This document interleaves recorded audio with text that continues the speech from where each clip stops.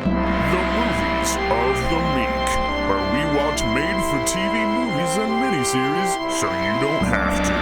From Gia to Xenon, Hysteria to Sybil, welcome to Movies of the Meek. This week we watched the 2005 Marvel Cinematic TV movie Man-Thing, which is about a man that is a thing. They actually say that in the film. There's a titular line, which I laughed out loud at. Wait, where is this? Where do they say that? It's when they go into, like, the conspiracy guy's house. Like, the photographer. Oh, my God, yeah. Okay. And he's looking at the photos, and he's like, it's some sort of man thing, man. And I died a little inside. He's not wrong. So the storyline, okay, is that an oil man has bought land off of a Native American shaman, okay? And the protesters think that he has done it illegally. He says he did it by the book. They're trying to find this guy, Renee, who, according to the protesters, coaxed the shaman into doing it against his will. Mm-hmm. And so the guy, meanwhile, is just starting to develop this land because he's like, listen, I have all the paperwork, it's fine. And so he's developing this land, and he put an oil rig in the middle of the swamp in the area that they call the Dark Water. And that is what caused Man-Thing to be created. Yes. Man-Thing is the spirit, we come to find out, is the spirit of the man that the oil tycoon bought the land from. Yes. And he was killed. Yes. And that's how the guy got the land. He was murdered by the oil tycoon. Yeah. Turns out he did it illegally. Yeah. And so this movie's terrible. Yeah. Yes. but on top of that, it also, like, as it was going along, I was like, it seems like this Man-Thing isn't really even motivated by anything. It seems to just be killing everyone. Yeah.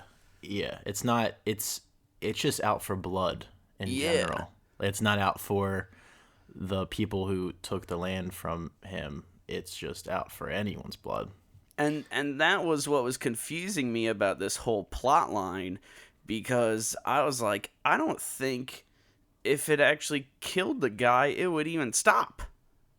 Yeah, I had a hard time figuring out its motivations, especially because there's that other Indian guy. I don't know his name. Is it Salt Peter? Guy. I don't know. He's like, there's a couple scenes where he's praying or like doing some kind of ritual. Yeah. Almost implying that maybe he's the one that's summoning this beast. But we come to find out that it's just a mindless monster man thing that's out for blood. And that's, if anything, the main problem that I had with it, is that it's just going, you know? Yeah, the main problem I had with it was the green. It's a very green and yellow film. It is a very green and yellow film. And like, I think that's due to the fact that they didn't have the money to shoot it in Louisiana. And so they shot the whole film in Australia. And that resulted in them hiring all Australian acters. Which is why the southern accents are spot on. Mind-blowing. Not only do they... I mean, the accents are terrible, okay? But I didn't know I could tell what an Australian looked like until I saw this movie. Like, you can tell that these people look like Australians. They are clearly not from this country. That's not racist, right? Like, Australians look a certain way, and they all apparently. It's so weird, man. This movie's so fucking weird that they did that. that they said it in Louisiana. Oh my god. Yeah. No, but the accents don't hold up at all. Like, yeah. And it's super noticeable from the get-go, because the very first thing that happens is, you know, they're set at this party, and it's, you know, this couple start doing it. Yes. I'm not sure if you had an uncensored or censored version or not. Oh, uncensored. Mine was also uncensored, and I was like, whoa, boy. And it's this couple doing it, and the first thing that I notice is that the guy's just going, "Hey, girl." He just keeps saying girl over and over again, and I was just like, I don't even think that's a Southern thing. I ain't no fucking virgin. This is a good line Dude. that he says as he holds her down to the boat, and then they start having sex as they drift into the They're woods. like fucking in a swamp. He even says it, like they're at some kind of party in the swamp, and they go off further into the swamp, and he's like, "This is not a good area of the swamp." It's like, why are you guys throwing a party in the swamp? Compared to the rest of the swamp, this is a particularly bad area. You know, so he dies. They explode in a puddle of blood. But yeah, that was my first introduction to those accents, and I was like, we are in for a ride. We get the accents, we get Monster Cam.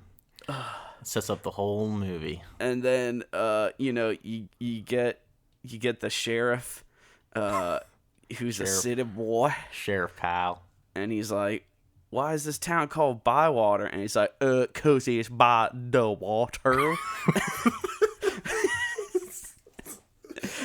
and you quickly learn that, you know, good old the old sheriff went insane because he was obsessed with all these people that went missing. 47 people went missing. Yeah. Since that land was bought or stolen. Yeah. Which is an insane for a small swamp community. That's a lot of people. That's like they call an FBI to see what's happening. A lot of people. And they're just like, yeah, 47 people are missing. Yeah. Their corpses just floating around the swamp. Now, when they get a phone call that there's a riot breaking out at the oil rig place, did you know that there was going to be a girl there and that would be his love interest? Did I know? I knew that immediately. I can't say no. I expected a love interest. I didn't know that's where she was gonna appear, chained up to a bulldozer. Before he even got there, and he gets the call, and they're like, the oil man wants you to come down there personally and get a new introduction with him. Yeah, that instantly, I was just like, oh, she's gonna be there. He's gonna fall in love. It's gonna be the meet cute. It's gonna be terrible. It's some meet cute. She kicks him in the dick. She does kick him in the dick. And my personal favorite part is that she's like, I know my rights. She says that afterwards as he's bringing her to his car. Now, he does carry her to his car, but still, at that point, she's assaulted an officer, and so he does have the right to basically, give her an incredibly large amount of years in prison. Did you notice that he put her in the passenger seat of his cop car? I did also notice that. I was like, that's not where perps go, dude. They go in the back behind the cage.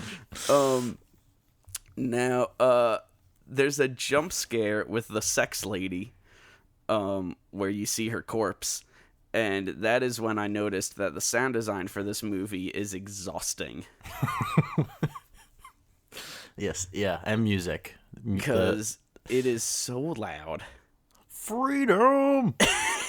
And I love that one. It is just loud noises, and Dude, it just made me so tired. I had my TV on, I think, 98 volume because I couldn't hear any of the dialogue.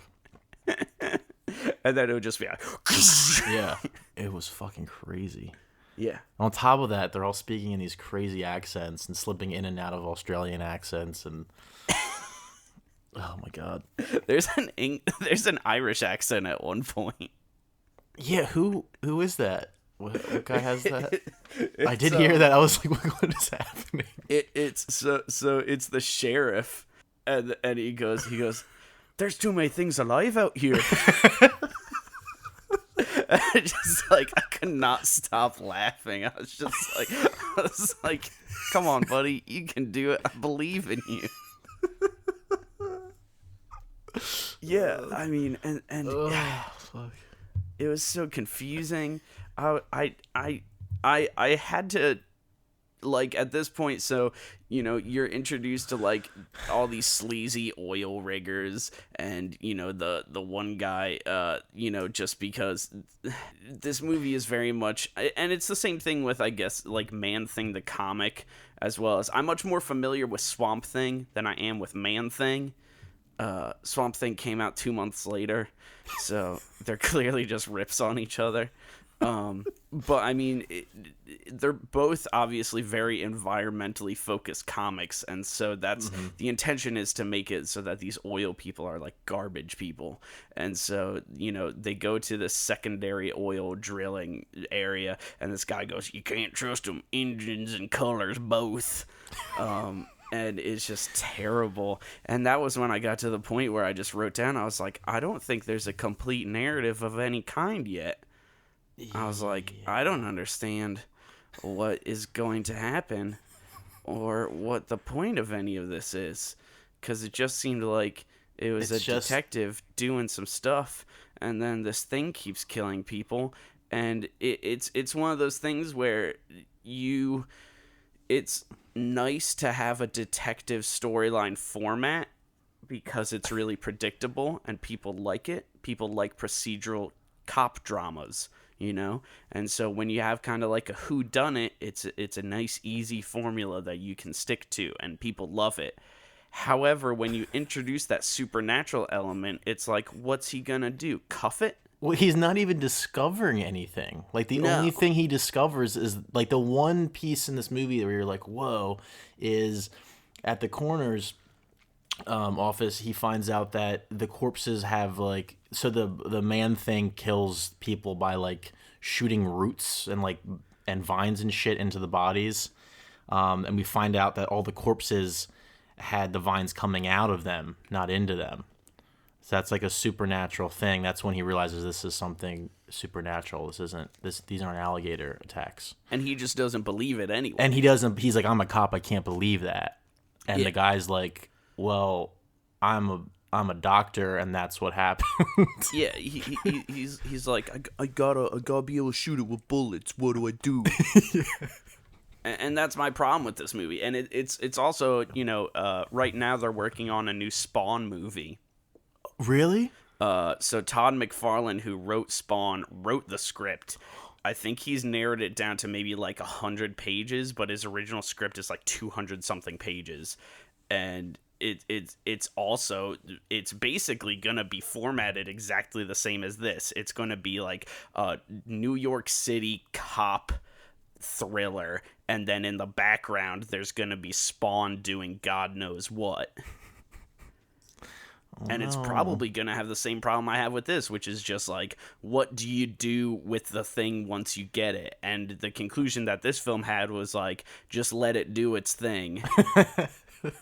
You know? Yeah, it like concludes like the detective doesn't really solve anything. He just he's just there, and he gets shot, and then by no means of his own, the thing goes back into the swamp.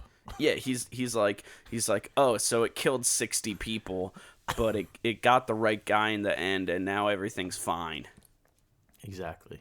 I wasn't sure. So did it go back into the swamp because Renee blew up the rig, or because the oil tycoon died, or both? They both happened. Yeah, but he only went back into the ground after that first rig was destroyed. Yeah. And that's where he was born. That's where the Man-Thing was born. Yeah. So I didn't know what was... Again, like, I don't even know what the fuck happened. I was just like, all right. I guess something happened. And that's one of those things where it's like, it would have been nice if, you know, we knew that there was a person in there, you know? Because there apparently is, you know? Yeah, we don't Like find it out to the very, very end, I believe. Yeah, and at the very end, you're like, oh, that guy died, and he's inside the man thing.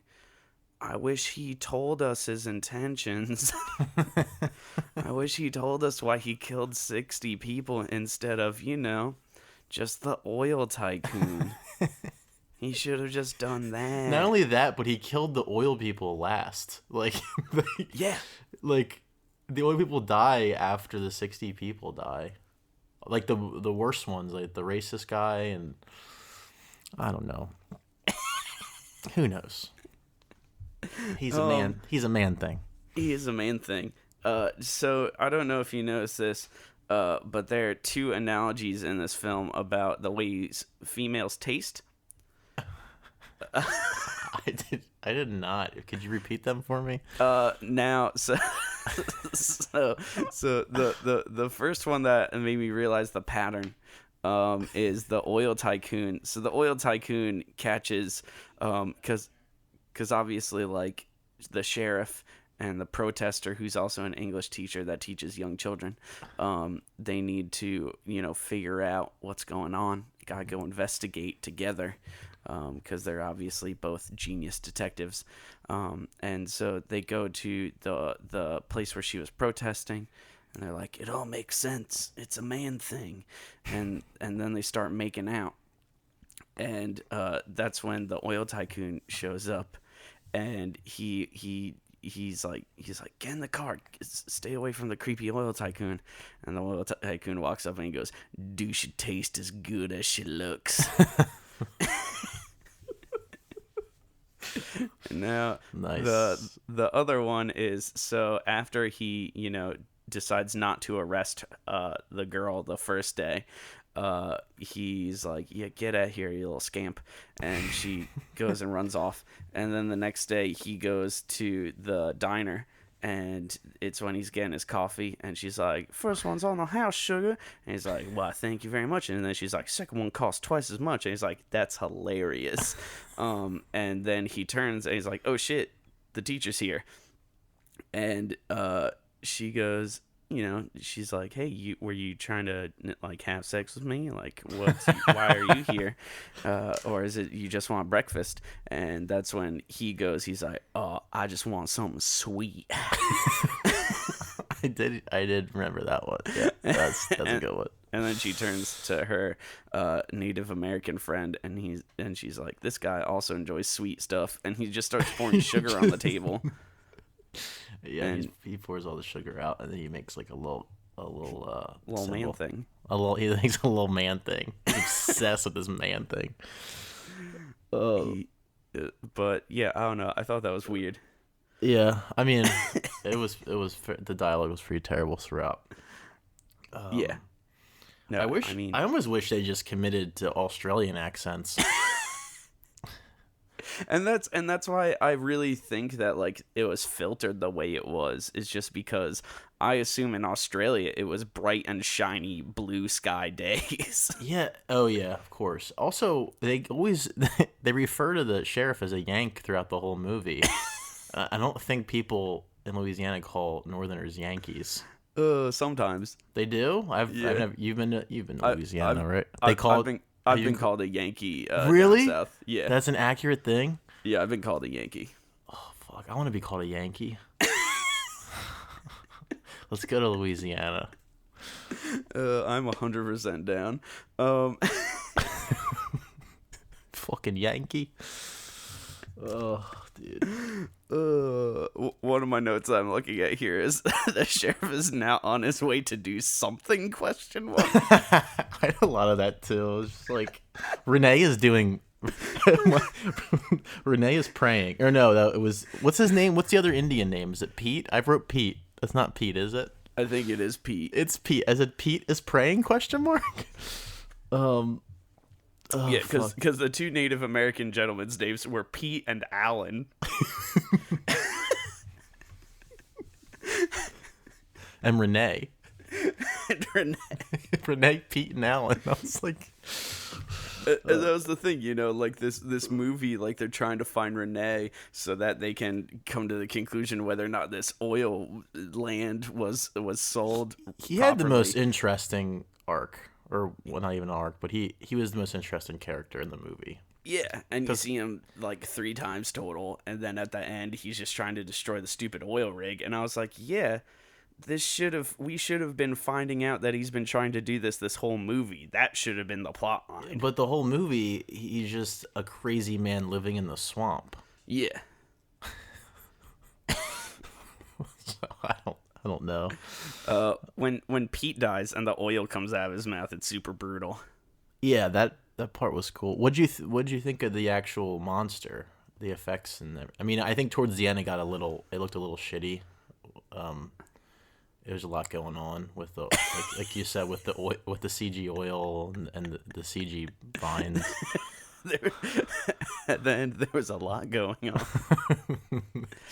I think the worst looking effect was like its eyes were bugs or something. Yeah, like glowing bugs. And I thought that looked real bad. I thought some of the practical effects with like the corpses were kind of cool looking. Oh yeah. Sometimes like when one of the redneck guys, the big, like there's the 2 brothers and he gets killed and like one of the roots is like going into a skull and like it looks pretty neat, but I don't know. Yeah, I don't know. I would say all the human corpses look pretty good. Them dumb tourists love it when them crocker heads look all shiny. Those 2 are my favorite. Those 2 rednecks. That one guy was gross looking, wasn't he? Oh yeah, they were also gross. Oh man. And I will say they were my favorite presence in the film because they made me feel anything. Yeah, they provided some comedic relief. I just meant more like in the diner scene when they first show up, you're just expecting a fight to happen the entire time because they are good presences, Yeah. Like they just create a tension. And then when Sheriff Kyle goes to their house and they're cooking gators and they're about to fight. Yeah. I thought that was nice too. Yeah, it was great. They were maybe my favorite. Wow, part of you're this right. movie. That's like they were the only people that provided any tension in this movie. Yeah. Holy shit. Because everything else is just stuff that happens and loud noises. Yeah, and then the even sheriff showing up and being like, what do I shoot? They're like, nothing. Yeah. At the end, he just goes right into the swamp like with guns. He just brings a shotgun and he's like, just hopes for the best. And everyone he knows that was there and everyone he brings there dies. Like literally everyone. Except for his girlfriend. The photographer's there. That girl. He dies. Yeah, the photographer died. His deputy's there. He explodes. dies. Yeah. How does Renee get away? Like Renee's like the fucking jungle master. Like sneaking in the swamp. Like 60 people have died or whatever, and he somehow survived. Now, we were talking about the practical effects just a second ago, Yeah. and we're currently at the finale, and there's a really weird shot that happens in the finale, if you noticed, where, I don't know, something happened with all the effects, and the scaling is super weird. And so, like, Renee is huge, the rig is tiny, and Man-Thing is, like, medium. Yeah, that part was crazy. And also when Man-Thing goes back into the ground, like, that looked really bad. He, like, it's the whatever, because it's all CG at that point, I guess. And, Yeah. The CG model just kind of shrinks, and then it, like, clips through the ground. And there's a terrible filter happening. And then after he sinks fully and he clips through the ground, the filter goes away. I'm like, oh, Jesus Christ. Yeah. Yeah. What a film. Similar to Karate Dog. No. Don't even compare the two. I will say that it was only at the end of the movie where they really pulled out all the stops, Yeah.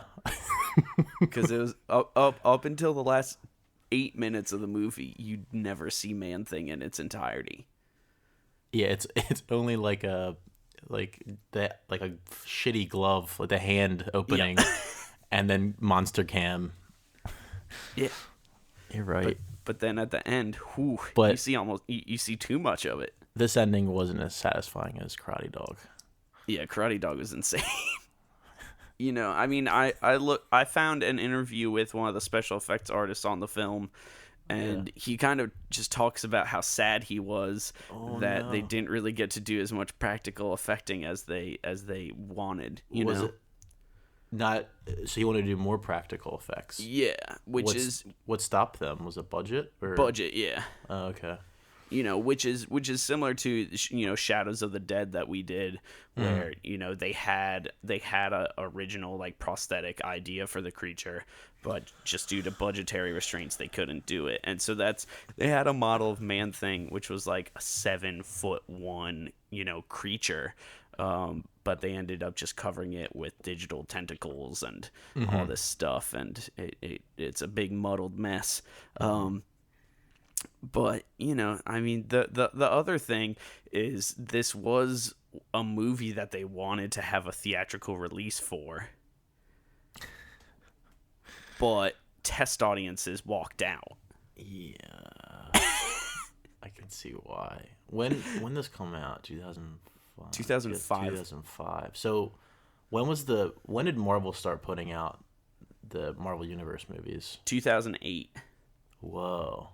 Yeah, because the first one was Iron Man in 2008. Oh, okay. Because you see that Marvel logo when this movie starts. That blew my mind. I know, right? This is such a weird budget. It's crazy how far they've come. It's probably not even the same. Is it the same studio? Is it Marvel Studios who did this, or was I think so. Or was it before they even had a studio? I think that's what they're saying. Like, this was a Marvel Studios film. Otherwise, the logo wouldn't be. Can you imagine if this is how that started? It would have been like the Mummy. The new Mummy movie. They would have just canceled it. If this was the tone they said initially, it would have blown my mind. And it's like a straight up horror movie too. And it's very gory. Yeah. And there's a lot of sex in it. Well, yeah. So, that'd have been interesting. An R-rated Marvel universe. Yeah. It was just it was like one of those movies for me where I didn't want to be in that world. It was just a very gross looking movie. And I was just like, just get me out of here. Get me out of this fucking swamp. Now, would you say that if you tuned in at random points in the movie, there was enough going on that you could be entertained? No, I don't think so. I don't think so, Max. I mean, they do go back to the swamp enough in the movie. Like they go into the swamp and people die multiple times. Yeah. So that has that going for it as far as like a TV movie if someone was tuning in, but it would be, I mean, it was impossible to follow watching it straight through. Can you imagine trying to follow this thing coming in halfway through? I can't. So no, I don't think. I don't think it works. Nice. Do you have a movie for next week, Max? Next week, I want to do the made-for-TV version of Dirty Dancing. Nice.